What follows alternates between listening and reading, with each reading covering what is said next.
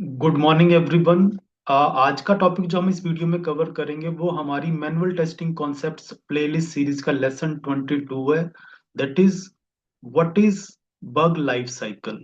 तो uh, जब software testing perform करते हैं, एक सॉफ्टवेयर टेस्टर किसी एप्लीकेशन पे टेस्टिंग परफॉर्म करता है तो वो उसके अंदर रिपोर्ट्स जो बग है उनको रिपोर्ट करता है। ठीक है। तो जो बग है बेसिकली वो उसकी एक अपनी लाइफ साइकिल है। जो बेसिकली बग लाइफ साइकिल क्या है? Bug life cycle is the set of stages a software bug goes through from its discovery to final closure. Bug life cycle basically different set of जो है stages हैं, जो कि एक bug हमारा जिस डिफरेंट डिफरेंट स्टेजेस से go through होता है। ठीक है। पूरी जो पूरा प्रोसेस है बग को फाइंड करने का और बग को क्लोज करने का, उसके अंदर डिफरेंट डिफरेंट स्टेजेस होती हैं, जिससे कि हमें पता रहता है कि बग अभी किस स्टेज में है। तो वो जो है हमारी यहाँ पे बग लाइफ साइकिल उस चीज को रिप्रेजेंट करती है। तो बग लाइफ साइकिल बेसिकली क्या है और उसकी स्टेजेस क्या है? जो स्टेजेस हैं वो है new, then assigned, open, fixed, retest and closed. यानी कि न्यू में क्या होता है? आपका बग फाउंड हुआ है। अभी जो न्यू स्टेज है वो क्या रिप्रेजेंट करती है कि new bug has been found, it is discovered by the tester. अभी वो बग जो है टेस्टर ने फाइंड किया, तो that is in new stage. जो नेक्स्ट स्टेज है वो है assigned. Assigned, the bug is assigned to developer to fix it. जब एक नया बग फाइंड होता है, नया बग डिस्कवर होता है, तो उसके बाद जो बग है उसको असाइन किया जाता है डेवलपर को, ताकि वो उसको फिक्स कर सके। ठीक है। अब नेक्स्ट स्टेज आती है हमारी इस बग लाइफ साइकिल में, दैट इज ओपन।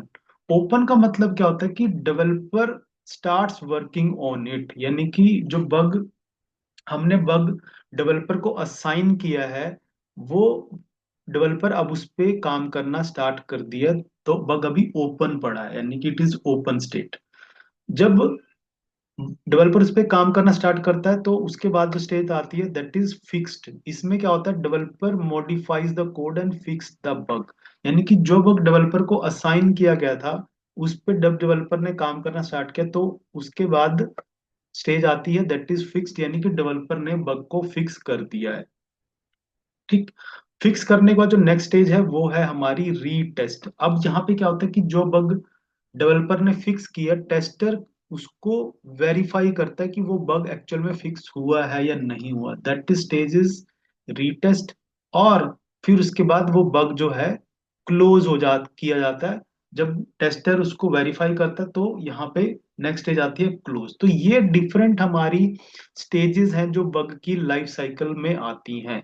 इसमें आप देख रहे हैं बग न्यू, जहां से बग डिस्कवर हुआ है, और एंड कहाँ पे होता है जाके जहां पे बग क्लोज हो गया। इसके बीच में डिफरेंट डिफरेंट स्टेजेस हैं जो हमने यहाँ पे डिस्कस करी है। हम इसको एक ग्राफिकल फॉर्म में यहाँ पे देखते हैं एक बार इसको, कि इसको यहाँ से अंडरस्टैंड एक बेटर अंडरस्टैंडिंग मिलेगी। तो बग लाइफ साइकिल का पहला फेज है हमारा, that is it is a new. जैसे हमने किया कि सबसे पहले बग हमारा न्यू स्टेज में है। ठीक है। और फिर डेवलपर क्या कर टेस्टर क्या करता है? उसको असाइन करता है। और फिर ओपन, यानी कि डेवलपर ने उस पर काम करना स्टार्ट किया। अभी यहाँ पे दो चीजें हम और अंडरस्टैंड करेंगे। ये इसका सीक्वेंशियल फ्लो है, फिक्स्ड है, फिर रीटेस्ट होगा, और बग हमारा क्लोज हो जाएगा। अब यहाँ रीटेस्ट पे क्या है? बेसिकली रीटेस्ट में हमारे पास दो ऑप्शन है, यानी कि यहाँ पे दो पॉसिबिलिटी है कि जब टेस्टर ने ये फाइंड बग को रीटेस्ट किया है, तो अगर तो वो बग फिक्स हो चुका है, प्रॉपरली फिक्स है, तो डेवलपर उसको, सॉरी जो टेस्टर है, उसका स्टेटस चेंज करेगा, दैट इज क्लोज्ड। अब वो बग हमारा क्लोज हो जाएगा। लेकिन अगर रीटेस्ट में टेस्टर ये फाइंड करता है कि जो बग रिपोर्ट किया गया है वो तो अभी भी सेम है, वो फिक्स नहीं हुआ है, तो वो बग कौन सी स्टेज में यहाँ पे चला जाएगा? That will be reopen. और रीओपन जो बग है वो फिर से कहाँ चला जाएगा? ओपन स्टेट, यानी कि वो ओपन हो जाएगा, डेवलपर उस पर फिर से दोबारा काम करेगा, और उस बग को फिक्स फिर से फिक्स करेगा। फिर डेवलपर रीटेस्ट करेगा, टेस्टर रीटेस्ट करेगा, और फिर से चेक करेगा कि क्या ये बग क्लोज हो चुका है। तो ये वाला जो प्रोसेस है ये तब तक चलता रहेगा जब तक बग क्लोज ना हो। जब तक बग हमारा प्रॉपर फिक्स नहीं हुआ, टेस्टर उसको हमेशा रीओपन करेगा। तो एक इसका ऑल्टरनेट जो एक फ्लो है वो ये भी है। सिक्वेंशियल फ्लो यहाँ पे था, एक रीओपन है। एक चीज और आप यहाँ पे ऑब्जर्व कर रहे हैं, दैट इज आप देख रहे हैं जब बग ओपन है, ओपन है बग, यानी कि अभी डेवलपर उस पे काम करना उसने स्टार्ट किया है। लेकिन जब बग डेवलपर उस बग पे काम करना स्टार्ट करता है, तो डेवलपर ये चेक करता है, वहां पे ये स्टेजेस भी आती हैं डुप्लीकेट। अगर वो बग डुप्लीकेट है, यानी कि डेवलपर ने, यानी कि जो टेस्टिंग टीम है उसने एक ही बग को बार बार अगर रिपोर्ट किया है, तो डेवलपर उसको क्या मार्क करेगा, एज अ डुप्लीकेट, कि भाई ये बग तो ऑलरेडी डला हुआ है, आप इसको दोबारा ऐड नहीं करो। तो उस बग को डेवलपर मार्क करेगा डुप्लीकेट से।